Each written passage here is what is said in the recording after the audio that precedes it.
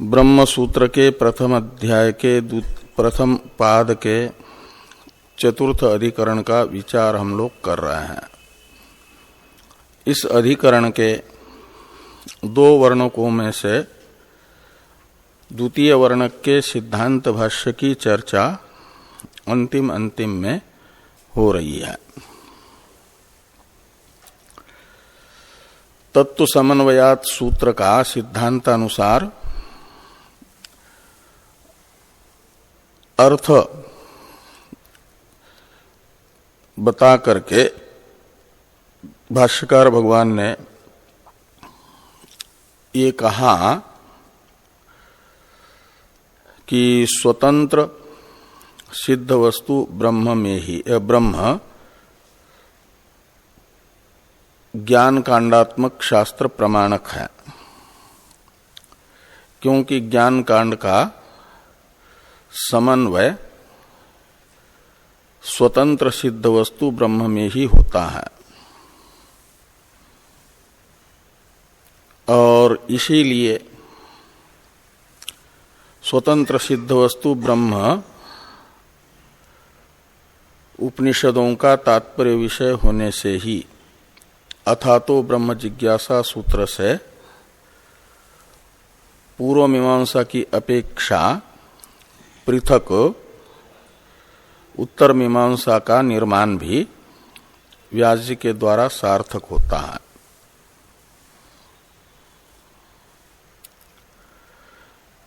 क्योंकि कर्मकांड की अपेक्षा अलग विषय ज्ञान कांड का प्राप्त होता है। जब ज्ञान कांड का तात्पर्य कार्य अनन्वित स्वतंत्र सिद्ध वस्तु ब्रह्म में मानते हैं तो वही विषय होगा कर्मकांड के विषय से विलक्षण, और प्रयोजन भी उसका लोकांतपाती अभ्युदय है तो इसका अलौकिक मोक्ष है ज्ञान कांड का। अधिकारी भी तथा संबंध भी अलग अलग होने से अनुबंध चतुष्टय अलग अलग होने से पृथक शास्त्रारंभ सार्थक हो जाता है। और यदि कार्यपरक ही कर्मकांड के तरह ज्ञान कांड भी होगा तो फिर पृथक शास्त्रारंभ अयुक्त माना जाएगा, अनुपन्न माना जाएगा। और यदि ये कहेंगे कि कर्मकांड के तरह ज्ञान कांड का तात्पर्य भी कार्य में है, लेकिन दोनों का कार्य रूप जो विषय है इनमें अवांतर भेद है। कायिक वाचिक कार्य तो कर्मकांड का विषय है और मानस कार्य ब्रह्म की अहंग्रह उपासना रूप ज्ञान कांड का विषय है। इस प्रकार अवांतर विषय भेद होने से आरंभणीय होगा शास्त्र। इस प्रकार यदि कहते हैं तो कहते हैं आरभ्यमानम अपि एवं आरभेत अथात परिशिष्ट धर्म जिज्ञासा, ऐसा आरंभ करते न कि अथातो ब्रह्म जिज्ञासा, इस रूप से। और लेकिन ऐसा आरंभ न करके आरंभ तो अथातो ब्रह्म जिज्ञासा इस रूप में किया है। ये ज्ञापन करता है कि ज्ञान कांड का विषय कार्य नहीं है, मानस कार्य रूप उपासना भी नहीं है, अपितु कार्य अनन्वित सिद्ध वस्तु ब्रह्म है ज्ञान कांड का विषय। ये सब चर्चा हम लोग भाष्य में कर चुके हैं। अब जो अर्थ निश्चित हुआ उस अर्थ को पूर्वाचार्यों के वचनों से प्रमाणित किया जा रहा है भाष्य में।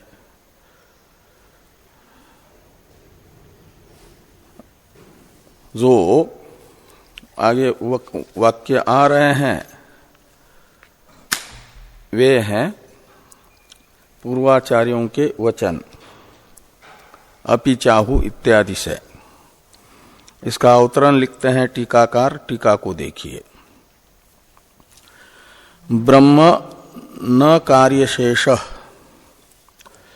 तद्बोधात् प्राग एव सर्वव्यवहार इत्यत्र ब्रह्मविदाम गाथाम उदाहरति अपि चेति। 99 पृष्ठ पर प्रथम पंक्ति में टीका में है। तो सिद्धांतियों ने यही बताया, ब्रह्म को कार्यांग नहीं माना जा सकता। क्यों? तो कहते इसलिए कि ज्ञान कांड से ब्रह्मबोध होने से पहले तक ही विधि निषेधादि रूप व्यवहार होता है, और जैसे ही ज्ञान कांड से ब्रह्म का अवबोध होता है तो फिर विधि निषेधादि रूप सारे व्यवहार का बाध हो जाता है, उच्छेद हो जाता है।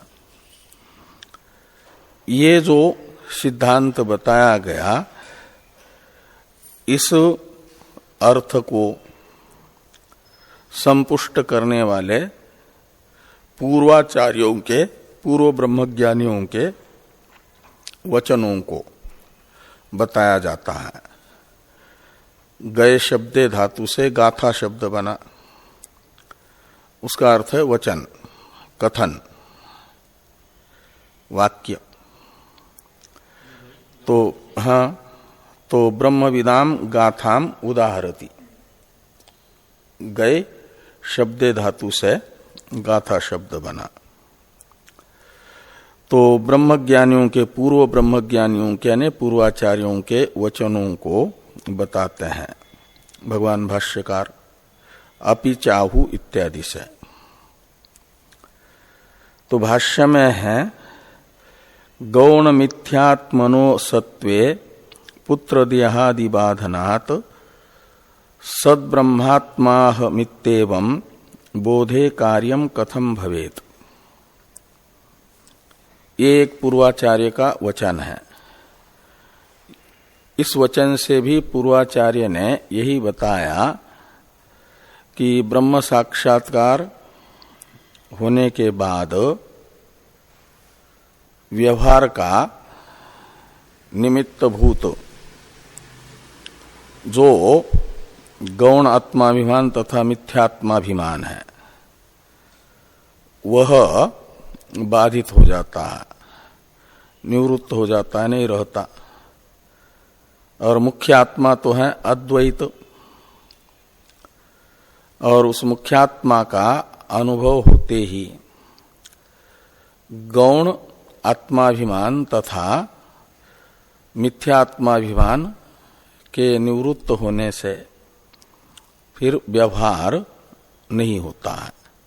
कार्यम कथम भवेत, कथम शब्द आक्षेपार्थ में है, का अर्थ निकलेगा किसी भी प्रकार से कार्य नहीं हो सकता। कार्य का अर्थ है विधि निषेधात्मक व्यवहार, हो नहीं सकता। इसी को टीकाकार इस श्लोक का अर्थ करते हुए बता रहे हैं। पहले सद्ब्रह्मात्मा अहम इत्येवं बोधे सति, ये सती सप्तमी है बोधे, इसका अर्थ करते हैं। तो सद्ब्रह्मात्मा अहम, इसमें सत शब्द का अर्थ करते हैं अबाधितम, सत यानी अबाधितम। और ब्रह्म का अर्थ करते हैं पूर्णम। तो सद ब्रह्म का अर्थ निकला अबाधित पूर्ण वस्तु। वो कौन है? तो आत्मा। और आत्मा पद की व्युत्पत्ति करते हैं विषयान आदत्ते इति आत्मा। आंग उपसर्ग पूर्वक डुदाय दाने धातु से मनिन प्रत्यय होने पर आत्मा शब्द यदि बनेगा तो अर्थ ये विषयान आदत्ते इति आत्मा, ऐसी उत्पत्ति होती है आत्मा शब्द की। तो विषयों का आदान करता है। आदान का अर्थ होता है ग्रहण, और ग्रहण का अर्थ होता है ज्ञान, प्रकाश। तो विषयान आदत्ते का अर्थ निकलेगा विषयों का अवभासक। विषयों का अवभासक होता है साक्षी। विषय है क्षेत्र, जो गीता के 13वें अध्याय में बताया गया क्षेत्र है, उसे विषय कहते हैं, दृश्य। और उस क्षेत्र मात्र के प्रकाशक को कहा जाता है क्षेत्रज्ञ। और विषय कहां से कहां तक है? अनात्मा मात्र। महाभूतान्यहंकारो बुद्धिरव्यक्तमेव च से लेकर के संघातश्चेतना धृति एतत् क्षेत्रम समासेन सविकारम उदारितम। यहां बताया गया जो क्षेत्र है, और ये विषय है। यहां पर विषयान आदत्ते, तो विषय शब्द से क्षेत्र मात्र लिया गया अव्यक्त पर्यंत, और उसका आदान है उसका प्रकाश। तो विषयान आदत्ते का अर्थ निकलेगा सर्वावभासक, सर्वसाक्षी। आत्मा शब्द का अर्थ निकलेगा सर्वसाक्षी। ब्रह्म शब्द का अर्थ निकलेगा पूर्ण। सत शब्द का अर्थ है अबाधित। तो अबाधित पूर्ण सर्वसाक्षी मैं हूं, ये सद्ब्रह्मात्मा अहम इत्येवं बोध। इसका अर्थ निकलेगा कि अबाधित पूर्ण सर्वसाक्षी मैं हूं, ऐसा अनुभव, बोध है, साक्षात्कार। और इस प्रकार का बोध होने पर क्या होता है कि फिर पुत्रादि में गौण अभिमान और अपने उपाधिभूत शरीर आदि में मिथ्या आत्माभिमान नहीं रहेगा। ये तो मुख्य आत्माभिमान हो गया ना, मुख्य आत्म बोध हुआ।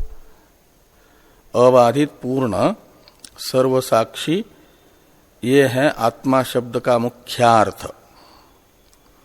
और उस आत्मा शब्द के मुख्यार्थ का बोध होने पर जो गौण आत्मज्ञान है, पुत्रादि में अहम अभिमान, और मिथ्यात्मा अभिमान, मिथ्या आत्मज्ञान है अपने शरीरादि में मैं मनुष्य हूं इत्यादि रूप अभिमान, ये बाधित हो जाता है। गौण मिथ्या आत्माभिमान बाधित होगा। ये आगे कह रहे हैं की टीका में सद यानी अबाधितम, ब्रह्म यानी पूर्णम, आत्मा यानी विषयान आदत्ते इति आत्मा, ऐसी उत्पत्ति करके उसका अर्थ निकलेगा सर्वसाक्षी। वो मैं हूँ, अबाधित पूर्ण सर्वसाक्षी मैं हूँ। इत्येवं बोधे जाते सति, ऐसा बोध होने पर, अनुभव होने पर। पुत्र देहादि बाधनात्, इसका अर्थ करते हैं जो पूर्वार्ध में अंतिम पद है ना, सद ब्रह्मात्म ब्रह्मात्मा अहम इत्येवं बोधे से पूर्व में, यानी पूर्वार्ध का अंतिम पद, पुत्र देहादि बाधनात्, इसका अर्थ करते हैं ये है अबाधित पूर्ण सर्वसाक्षी मैं हूं, इस अनुभव का फल। इस अनुभव का फल है पुत्र देहादि बाधनात्। इसका अर्थ करते हैं पुत्र देहादेहे सत्ता बाधनात्। तो जैसे मुख्य आत्मज्ञान होने से पहले पुत्रादि सत्य भाषित होते हैं, उनमें सत्यत्व का बाध। तो ये कहा पुत्रादि में सत्यत्व का बाध हो जाता है। तो बोधे जाते सती पुत्र देहादेहे सत्ता बाधनात्, पुत्र आदि बाधनात् का दोनों के साथ अन्वय करना, पुत्रादि बाधनात् और देहादि बाधनात्, ऐसे दो निकालना। पुत्रादि है मिथ्या गौण आत्मा, उनकी भी सत्ता का बाध हो गया, और देहादि से लेना अपनी उपाधिभूत देहादि, देह और आदि शब्द से इंद्रिया, मन, बुद्धि, इनका भी बाध होने से। तो सत्ता बाधना, इनका बाध है, इनकी सत्ता का बाध, सत्यत्व का बाध। और सत्यत्व का बाध होने से क्या हुआ? तो कहते गौण मिथ्यात्मनो असत्वे, जो इस श्लोक के प्रारंभ में है दो पद, गौण मिथ्यात्मनो असत्वे, इसका अर्थ करते हैं। पहले सत्ता बाधनात् का अर्थ कर दिया माया मात्रत्व निश्चयात् टीका में। तो पुत्र देहादि बाधनात् का अर्थ हुआ पुत्र देहादि में माया मात्रत्व का निश्चय होने से। पुत्र देहादि माया मात्र है यानी कल्पित है, ये निश्चय कैसे हुआ? तो सद ब्रह्मात्म बोध से। और माया मात्रत्व के निश्चय का फल बता रहे हैं, पुत्र दारादि भी ही अहम इति स्वीय दुख सुख भावत्व गुण योगात गौणात्माभिमानस्य नरो अहम कर्ता मूढ़ इति मिथ्यात्माभिमानस्य च सर्व व्यवहार हेतोः असत्वे, गौण मिथ्यात्मनो असत्वे, इसका अर्थ कर रहे हैं। गौण मिथ्यात्मनो में आत्मन का अन्वय, आत्मनो असत्वे का अन्वय दोनों के साथ है। गौण आत्मनो असत्वे, मिथ्या आत्मनो असत्वे, और आत्मन शब्द से लेना आत्माभिमान। तो गौण आत्माभिमान के असत्वे सति,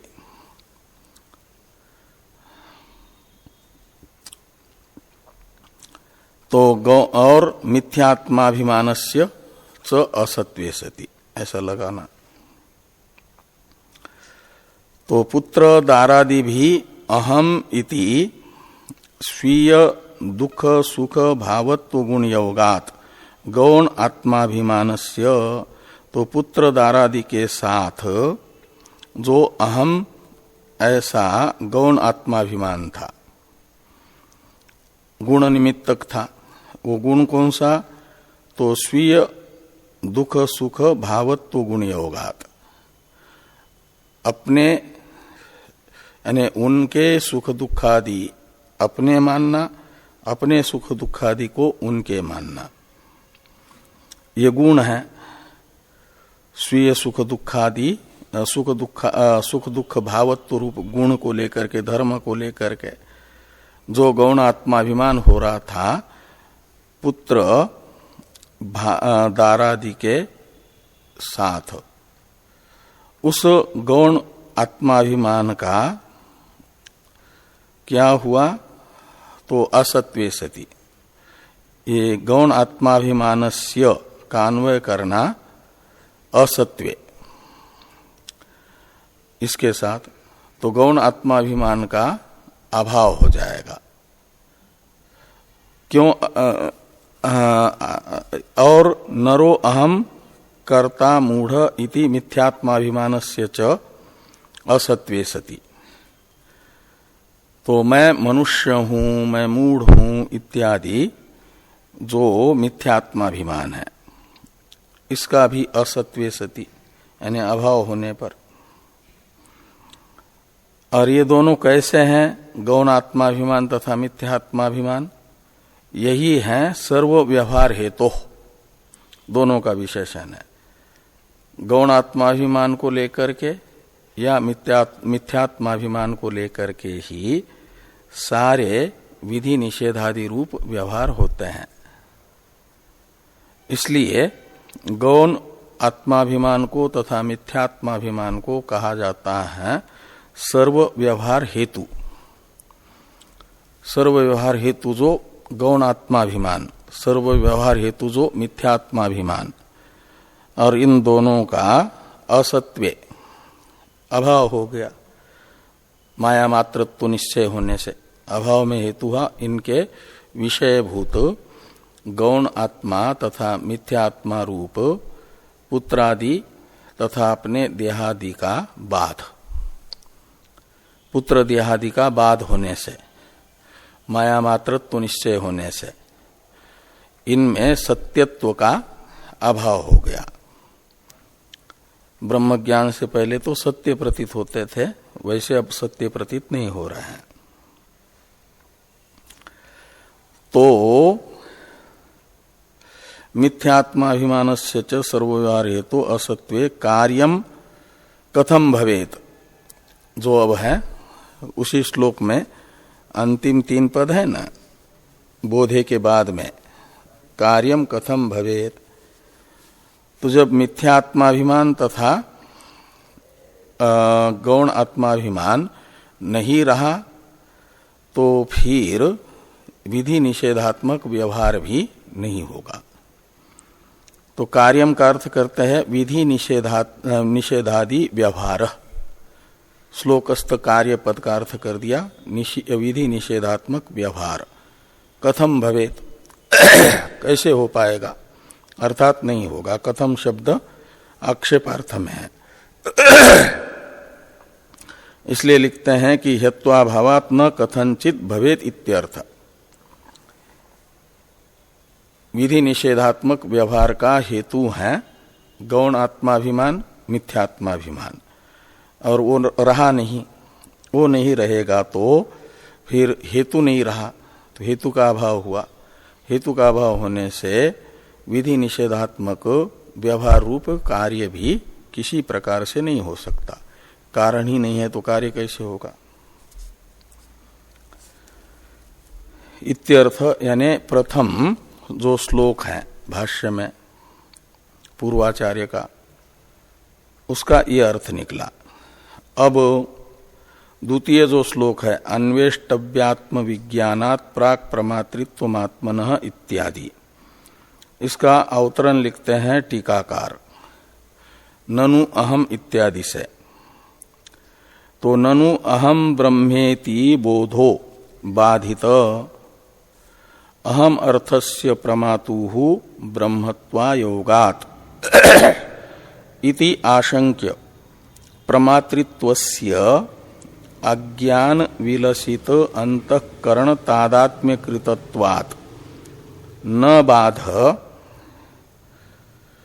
इति आह अन्वेष्टव्येति। तो ननु यानी शंका है।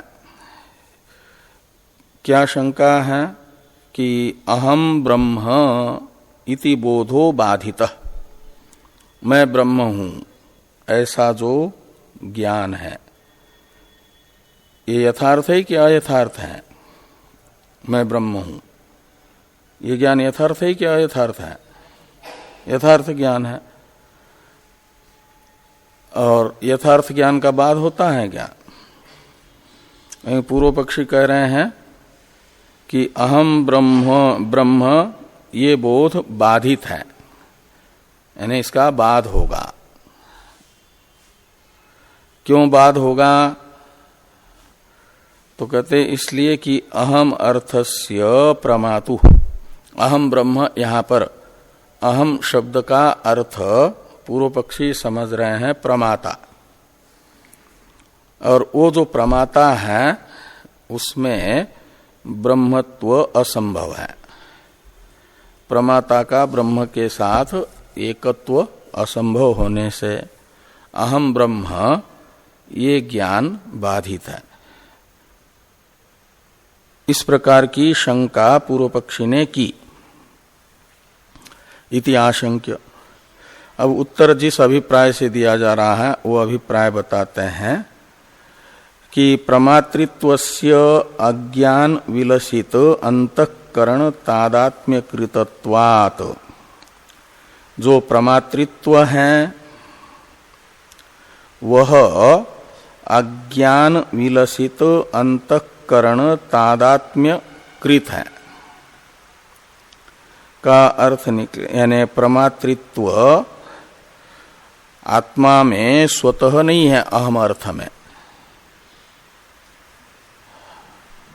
अहम अर्थ में प्रमातृत्व अज्ञान विलसित, यानी अज्ञान से उत्पन्न हुआ, अज्ञान से अभिव्यक्त हुआ। अज्ञान का जो कार्य है वो कौन? अंतःकरण। ये अपंचकृत पंच महाभूतों द्वारा अज्ञान का ही कार्य है ना। इसलिए अज्ञान विलसित जो अंतःकरण, अज्ञान से अभिव्यक्त हुआ जो अंतःकरण, और उसके साथ आविद्यक तादात्म्य जब आत्मा का होता है तो आत्मा प्रमाता प्रतीत होता है। आत्मा अहम अर्थ, अहम अर्थ में प्रमातृत्व अंतःकरण तादात्म्य कृत है, यानी तादात्म्य निमित्तक है। इसलिए न बाध यानी अहम ब्रह्मास्मि, इस बोध का बाध नहीं होगा, ये बोध बाधित नहीं होगा। इति आह, इस अभिप्राय से द्वितीय श्लोक में पूर्वाचार्य कहते हैं कि अन्वेष्टव्यात्म विज्ञानात् प्राक् प्रमातृत्वम् आत्मनः अन्विष्टस्यात् प्रमातैव पाप्म दोषादि वर्जित। वे लिखते हैं अन्वेष्टव्य आत्मविज्ञानात्, तो अन्वेष्टव्य जो आत्मा है, अन्वेष्टव्य यानी उपनिषदों से ज्ञेय, जानने योग्य, अन्वेष्टव्य का अर्थ है। तो उपनिषदों के द्वारा जानने योग्य जो आत्मवस्तु है, उस आत्मवस्तु के विज्ञान यानी अहम ब्रह्मास्मि ऐसे अनुभव से पहले, विज्ञान का अर्थ है अनुभव, अहम ब्रह्मास्मि इत्याकारक अनुभव, अन्वेष्टव्य आत्मा का, अन्वेष्टव्य आत्मा है उपनिषदों से जानने योग्य परमात्मा। तंतु औपनिषदम पुरुषम पृच्छामि इत्यादि में कहा गया औपनिषद पुरुष वो परमात्मा है। तो अन्वेष्टव्य आत्मा हुआ परमात्मा, और उस परमात्मा के ज्ञान से पहले प्राक आत्मनः प्रमातृत्वम, आत्मा में अंतःकरण के साथ आविद्यक तादात्म्य करने से प्रमातृत्व कल्पित है, भासता है। और जैसे ही तत्वमशादी उपनिषद वाक्यों से परमात्मा का ज्ञान होता है, यानी मैं के रूप में ज्ञान होता है, अहम ब्रह्मास्मि ऐसा, तो कहते हैं अन्विष्ट स्यात् प्रमाता एव पाप्म दोषादि वर्जितः। और जैसे ही आत्मज्ञान होता है अहम ब्रह्मास्मि स्वरूप में, तो जो अभी तक प्रमाता के रूप में भास रहा था वह प्रमाता ही यानी आत्मा ही अज्ञान अवस्था में प्रमाता के रूप में भास रहा था, उसमें से प्रमातृत्व बाधित होकर के पाप्म दोषादि वर्जित। पाप्म दोषादि का मतलब पापादि जो दोष हैं उपाधि निमित्तक, उन दोषों से रहित परमात्मा, ये प्रमाता ही परमात्मा है। जब अंतःकरण के साथ अविद्यक तादात्म्य संसर्ग बाधित होता है, ज्ञान से छूट जाता है, तो प्रमाता ही परमात्मा बनता है। ब्रह्मवेद ब्रह्मैव भवति के अनुसार। तो ये कहा कि प्रमातैव पाप्म दोषादि वर्जित। थोड़ी टीका है, टीका को देखिए। यह आत्मा अपहत पाप्मा विजरो विमृत्युर विशोकः सो अन्वेष्टव्य इति श्रुते ज्ञातव्य परमात्म विज्ञानात् प्राक एव अज्ञानात् चिद्धातो आत्मनः प्रमातृत्वम्। चेतन आत्मा में प्रमातृत्व आरोपित है अज्ञान से। और कब तक? परमात्मा का बोध होने से पहले तक, जब तक अज्ञान है तब तक। परमात्मा का बोध होते ही अज्ञान निवृत्त होगा, तो फिर प्रमातृत्व भी अज्ञान निमित्तक होने के कारण अज्ञान के चले जाने से बाधित हो जाएगा, चला जाए कारणाभावात् कार्याभाव।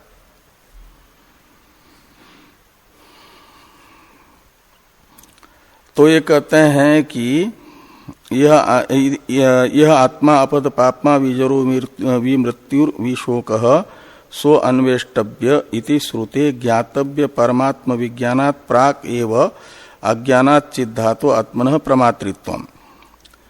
और प्रमाता एव ज्ञातस्सन, तो जैसे ही ज्ञात हो जाता है तो फिर पाप्म राग द्वेष मरणादि विवर्जितः परमात्मा स्यात्। ये प्रमाता ही परमात्मा है। कब? ज्ञात होगा तो। विद्यावस्था में आत्मा परमात्मा ही है और अविद्यावस्था में परमात्मा प्रमाता है, ये कहा गया। आगे हैं देहात्म प्रत्ययो यद्वत् इत्यादि जो तीसरा श्लोक है, इसका अवतरण लिखते हैं टीकाकार। प्रमातृत्वस्य कल्पितत्वे तदाश्रितानां प्रमाणानां प्रामाण्यम कथम इत्यत आह देह इति। कहते हैं यदि आपके सिद्धांतानुसार प्रमाता को कल्पित मानोगे, आत्मा में मन के साथ अविद्यक तादात्म्य होने से प्रमातृत्व कल्पित है, ऐसा वेदांत सिद्धांत यदि है, तो फिर ये जो प्रमाता के आश्रित प्रमाण है उनमें प्रामाण्य की सिद्धि कैसे होगी? प्रामाण्यम कथम का मतलब प्रामाण्य कैसे उत्पन्न होगा? वो प्रमाण नहीं हो पाएंगे फिर प्रत्यक्षादि, उनको अप्रमाण मानने की आपत्ति आएगी। इस प्रकार की शंका होने पर उत्तर दिया जा रहा है देहात्म प्रत्ययो इत्यादि से। तो भाष्य में है देहात्म प्रत्ययो यद्वत प्रमाणत्वेन कल्पितः लौकिकम तद्वत एवेदम प्रमाणम त्वात्मनिश्चयात् इति। तो कहते हैं देहात्म प्रत्ययो यद्वत, यद्वत का अर्थ है यथा। तो जैसे देह में आत्मबुद्धि, देहात्म प्रत्यय है, देह में आत्माभिमान, ये सत्य है कि कल्पित है? कल्पित है। तो देहात्म प्रत्यय यानी देह में आत्माभिमान कल्पित होता हुआ भी, भ्रमरूप होता हुआ भी, मिथ्या होता हुआ भी ब्राह्मणो यजेत, और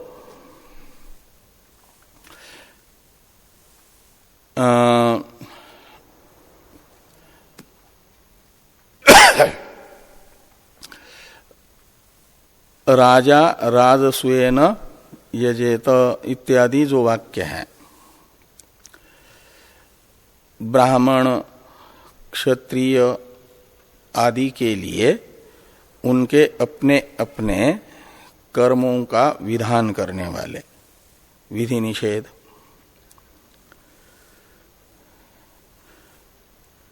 अश्वमेध याग क्षत्रिय ही कर सकता है, ब्राह्मण वैश्य नहीं।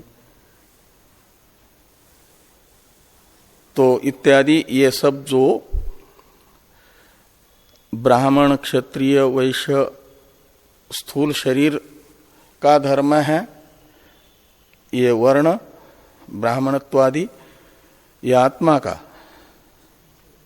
स्थूल शरीर का धर्म है। और उस स्थूल शरीर में तादात्म्य अभिमान जिसका है, आत्मा का, उसे उद्देश्य करके कहा जा रहा है कि क्षत्रिय का ये कर्तव्य है तो ब्राह्मण का ये कर्तव्य है, तो वैश्य का ये कर्तव्य है। ब्राह्मण क्षत्रिय विषाम शूद्रानांच परंतप कर्माणि प्रविभक्तानि, गीता में भी कहा गया है ना। तो ये देहात्म प्रत्यय को लेकर के ही, वो देहात्म प्रत्यय तो मिथ्या है, तो भी उस मिथ्या देहात्माभिमान जिनके अंदर हैं उन्हीं के लिए कर्मकांडात्मक वेद जैसे विधान कर रहा है, विधि निषेधात्मक व्यवहार हो रहा है। वो मिथ्या होता अभी उसे प्रमाण मान करके कर रहे हैं ना, तभी वो विधि निषेध रूप वेद वाक्य में प्रामाण्य आता है। तो वो जैसे देहात्म प्रत्यय मीमांसक मिथ्या होता हुआ भी मान लेते हैं विधि निषेध में कारण प्रमाण, और उसी को लेकर के तन्निमित्तक प्रामाण्य विधि निषेध में मानते हैं। जैसे ऐसे सिद्धांती कहते हैं प्रमातृत्व मिथ्या होने पर भी तदाश्रित प्रत्यक्षादि प्रमाणों में प्रामाण्य जब तक ब्रह्मात्म बोध नहीं होता तब तक रहेगा। प्रत्यक्षादि प्रमाणों में प्रामाण्य अविद्यावस्था में, उस समय अभी प्रमातृत्व अबाधित है, और उसे मान करके प्रत्यक्षादि प्रमाणों में प्रामाण्य भी उपपन्न होगा। और जैसे ही अहम ब्रह्मास्मि ये बोध होगा, तो फिर प्रमातृत्व का निमित्त अंतःकरण में तादात्म्य अभिमान अपने कारणभूत अज्ञान के साथ निवृत्त होगा, तो फिर प्रमातृत्व भी नहीं रहेगा, तो व्यवहार भी नहीं होगा।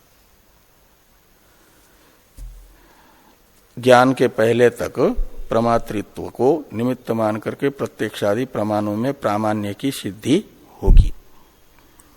ये यहां पर कहा गया देहात्म प्रत्ययो यद्वत प्रमाणत्वेन कल्पित लौकिकम तद्वद ये वेदम प्रमाणन त्वात्मनिश्चयात्। टीकाकार इस श्लोक का अर्थ करते हैं, यद्वत का अर्थ करते हैं यथा। देहात्मत्व प्रत्यय कल्पितो यानी भ्रमोपि, देहात्म प्रत्यय भ्रम है तो भी व्यवहार अंगतया मानत्वेन उच्यते वैदिकै। वैदिकै यानी कर्मकांडियों के द्वारा, मीमांसकों के द्वारा। व्यवहार का साधन मान करके, व्यवहार है विधि निषेध रूप व्यवहार, और उसका अंग यानी साधन मान करके किसको? देहात्म प्रत्यय को। वो प्रमाणत्वेन उच्यते, मिथ्या होता हुआ भी उसे प्रमाण माना जाता है। ये तो दृष्टांत हुआ। ऐसे कहते हैं तद्वत, तद्वत का अर्थ निकलेगा तथा। लौकिकम यानी लौकिक जो प्रत्यक्षादि प्रमाण है, तो लौकिकम अध्यक्षादिकम, अध्यक्षादिकम यानी प्रत्यक्षादिकम। अध्यक्ष शब्द का अर्थ है प्रत्यक्ष, और आदि शब्द से अनुमानादि को लेना। तो प्रत्यक्ष तथा अनुमानादि प्रमाणों में आत्मबोधावधि व्यवहार काले बाधा भावात्, तो आत्मज्ञान से पहले तक व्यवहार अवस्था में बाध न होने के कारण, किनका? प्रत्यक्षादि प्रमाणों का। प्रत्यक्षादि प्रमाणों में प्रामाण्य का व्यवहार अवस्था में बाध न होने से क्या होगा कि व्यावहारिकम प्रामाण्यम इष्यताम, तो व्यावहारिक प्रामाण्य रहेगा। और वेदांतानांतु कालत्रया बाध्य बोधितत्वात् तत्वावेदकम प्रामाण्यम इति तू शब्दार्थ। तू आ आत्मनिश्चयात, ऐसा है ना पदच्छेद। मूल भाष्य में जो अंतिम श्लोक है उसमें अंतिम पाद त्वात्मनिश्चयात है, इसमें तू आ आत्मनिश्चयात ऐसा पदच्छेद करना। और तू का अर्थ क्या निकलेगा? वैलक्षण्य। लौकिक शब्द से ग्राह्य प्रत्यक्षादि प्रमाणों की अपेक्षा वेदांत में, वेदांत प्रमाण में वैलक्षण्य है, विलक्षणता है। क्या विलक्षणता है? तो लौकिक प्रमाण में तो व्यावहारिक प्रामाण्य है, और वेदांतों में तत्वावेदक प्रामाण्य है। क्यों? तो कहते हैं इसलिए कि जो प्रत्यक्षादि प्रमाण है इनके विषय जो पृथ्वी आदि है, रूपादि तथा रूपादि गुणवान द्रव्यादि, वे परमार्थ नहीं है, व्यावहारिक सत्ता वाले हैं। तो व्यावहारिक सत्ता वाले विषयक प्रमाण में व्यावहारिक प्रामाण्य, और पारमार्थिक सत्ता वाला है ब्रह्म, और ब्रह्म विषयक प्रमाण है वेदांत। इसलिए वेदांतों को कहा जाएगा तत्वावेदक प्रमाण। वेदांतों में तत्वावेदकत्व है, और प्रत्यक्षादि प्रमाणों में व्यावहारिक प्रामाण्य है, व्यावहारिक सत्ता वाले वस्तु का ज्ञापकत्व होने से। ये कहते हैं कि वेदांतानांतु कालत्रय अबाध्य बोधित्वात्, तो वेदांत जो है कालत्रय अबाध्य जो ब्रह्म है उनके बोधक होने से, बोधि यानी बोधक, तो कालत्रय अबाध्य ब्रह्म का बोधन करना शील वेदांतों का होने के कारण तत्वावेदकम प्रामाण्यम, तो वेदांतों में तत्वावेदक प्रामाण्य है। इति तू शब्दार्थ, ये तू शब्द का अर्थ है। आगे कहते हैं आत्मनिश्चयात, इसका अर्थ कर रहे हैं आत्मनिश्चयात इति आंग मर्यादायाम। आत्मनिश्चयात, यहां पर जो आंग उपसर्ग है उसके अनेक अर्थों में से यहां मर्यादा रूप अर्थ है, मर्यादा अर्थ में है, आत्मज्ञान से पहले तक यह अर्थ निकलेगा। ये प्रत्यक्षादि प्रमाणों में व्यावहारिक प्रामाण्य है। तो कहते हैं फिर वेदांत प्रमाण में भी प्रामाण्य कैसे रहेगा? और दूसरी बात, प्रमातृत्व का बाध होने पर भी, कल्पित होने पर भी वेदांत में प्रामाण्य कैसे होगा? तो उसके विषय में कहते हैं प्रमातृत्वस्य कल्पितत्वेपि विषय अबाधात प्रामाण्यम इति भावः। तो जो उपनिषदों का विषय है ब्रह्म, उसका प्रमाता का बाध होने पर भी बाध नहीं होता है, इसलिए वेदांत में प्रामाण्य बना ही रहेगा प्रमाता के बाधित होने पर भी। जो वेदांत का विषय है ब्रह्मात्म एकत्व, वो अबाधित है। तो विषय प्रमाण किसको कहा जाता है? तो अनधिगत अबाधित विषयक ज्ञान जनकत्वम प्रामाण्यम, ये प्रमाण कहलाता है। जनक अनधिगत अबाधित विषयक ज्ञान का जो जनक है, तो ब्रह्म अनधिगत है, यानी प्रत्यक्षादि प्रमाणों से अज्ञात है, और अबाधित भी है, और उसका जनक प्रमाण है तत्वमशादि वेदांत, उस ज्ञान का जनक, ब्रह्म ज्ञान का जनक, इसलिए उसे माना जाएगा प्रमाण।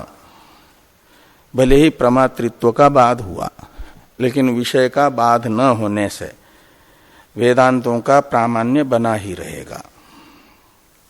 तो प्रमातृत्वस्य कल्पितत्वेपि विषय अबाधात प्रामाण्यम इति भाव। इस प्रकार ये जो 3 श्लोक पूर्वाचार्यों के भगवान भाष्यकार ने बताए थे, उनका टीका में व्याख्यान हुआ। अब टीकाकार चौथे सूत्र के द्वितीय वर्ण की भाष्य में व्याख्या पूरी हुई, भाष्य भी पूरा हुआ और भाष्य की व्याख्या भी पूरी हुई ना। अब ये द्वितीय वर्ण के द्वारा जो अर्थ बताया गया है विस्तार से, उसे एक श्लोक में उपसंहार में संग्रहित करते हैं टीकाकार। तो टीका का ये अंत में मंगलाचरण भी समझ लो, वस्तु निर्देशात्मक, और इस द्वितीय वर्णक के सिद्धांत का संग्रह श्लोक भी मान लो। तो राम नामनी परे धामनी कृष्णामनाय समन्वयः कार्य तात्पर्य बाधेन साधितः शुद्ध बुद्धये। तो ये कहते हैं राम नामनी परे धामनी। तो धाम शब्द का अर्थ होता है तेज। धाम यानी तेज, तेज यानी यहां ज्ञान प्रकाश, और उसका विशेषण है परे। परे धामनी का अर्थ हुआ पर तेज में। तो तेज में परत्व है चेतनत्व, निर्विकार चेतन, ये परे धाम शब्द का अर्थ होगा। तो वो जो निर्विकार चेतन रूप परम धाम है, उस धाम का नाम क्या है? तो कहते राम नामनी, यानी रामो नाम यस्य धाम्नः तत् राम नाम। तो जिस धाम का यानी तेज का राम ये नाम है, राम है रमन्ते योगिनो यस्मिन् स राम। इस व्युत्पत्ति के अनुसार योगी यानी ज्ञानी लोग जिसमें रमण करते हैं वो है राम। तो योगी लोगों का रमण, ज्ञानियों का रमण किसमें होता है? उनको कहा जाता है आत्मरति। गीता में आत्मरति आत्मक्रीड़ा, तो आत्मा में रमण होता है। इसलिए राम ये नाम किसका है? आत्मा का। और आत्मा है धाम। धाम यानी तेज, और तेज है चेतन तेज, भौतिक तेज नहीं। तो राम है नाम जिस धाम का, उसे कहा गया राम नाम। सप्तमी का एक वचन है राम नामनी। धाम के दो विशेषण है यहां पर, एक राम नामनी और परे। तो राम नाम वाला जो पर धाम है, नामन शब्द है। हाँ, वो लोप होता है अल्लोप, एक सूत्र है ना, हाँ, उससे आकार का लोप होता है। तो राम नामनी परे धामनी विकल्प से होता है, गी परे रहते, तो नामनी भी बनता है, नामनी भी बनता है। ऐसे धामन में भी हो गया। अनंत के अकार का लोप होता है।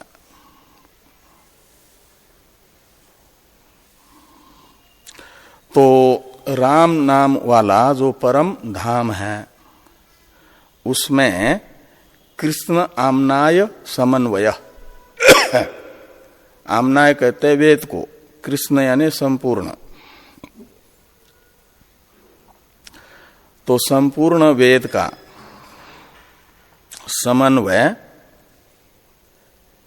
और यहां संपूर्ण वेद से लेना संपूर्ण ज्ञान कांडात्मक वेद, संपूर्ण कृष्णामनाय का अर्थ निकलेगा समस्त वेदांत उपनिषद, समस्त उपनिषद कृष्णामनाय है। और उनका समन्वय राम नाम वाले परम धाम में तत्व समन्वयात, इस सूत्र के द्वारा बताया गया, बताया ना।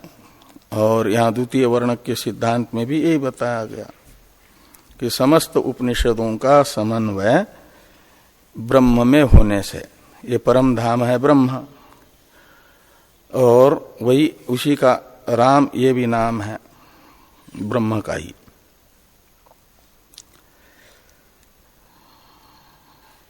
कैसे समन्वय दिखाया? समन्वय साधित यानी सिद्ध किया। साधित का अर्थ है सिद्ध किया। राम नामनी परे धामनी कृष्णामनाय समन्वय साधित। तो कैसे सिद्ध किया? तो कहते हैं कार्य तात्पर्य बाधेन। ये बताया गया कि उपनिषदों का तात्पर्य कार्य में यानी अनुष्ठेय वस्तु में नहीं है। तो कार्य में तात्पर्य को का बाध करके, बात दिखा करके संपूर्ण उपनिषदों का तात्पर्य बताया गया ब्रह्म में। किस लिए बताया गया? क्यों सिद्ध किया समन्वय ब्रह्म में कार्य में तात्पर्य बाधित करके? तो कहते इसलिए कि शुद्ध बुद्धये, शुद्ध बुद्धि कहा जाता है। शुद्ध है बुद्धि जिस जिज्ञासु की, हाँ बहुरी समास है। शुद्धधि, सुधी, शुद्ध बुद्धि का अर्थ है सुधी, तो सुधी के लिए का मतलब मल विक्षेप रहित और रागादि रहित बुद्धि जिसकी है, साधन चतुष्टय संपन्न जो है, उसे मोक्ष के साधनभूत, मोक्ष का साधनभूत ब्रह्म ज्ञान हो जाए। इसलिए संपूर्ण ज्ञान कांड का समन्वय पर ब्रह्म में बताया। हाँ हाँ, सुधीर भोक्ता है, गीता में आया है। गीता का महत्व बताते समय व्यास जी ने बताया, पुराण का श्लोक है, पद्म पुराण का, सर्वोपनिषदो गावो दोग्धा गोपाल नंदन पार्थो वत्स सुधीर भोक्ता दुग्धम गीतामृतम मात। तो ऐसे यहां पर बताया जा रहा है कि शुद्ध बुद्धये, तो शुद्ध बुद्धि है जिनकी, उन्हें तत्व ज्ञान हो जाए मोक्ष का साधनभूत। इसलिए समस्त ज्ञान कांड का तात्पर्य बताया गया राम नामक परधाम शब्दित ब्रह्म में, सिद्ध वस्तु ब्रह्म में।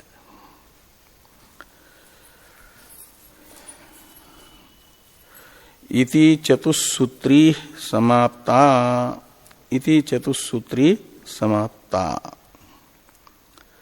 इस प्रकार ये समन्वय अधिकरण का विचार संपन्न होता है। ओम पूर्णमदः पूर्णमिदं पूर्णात् पूर्णमुदच्यते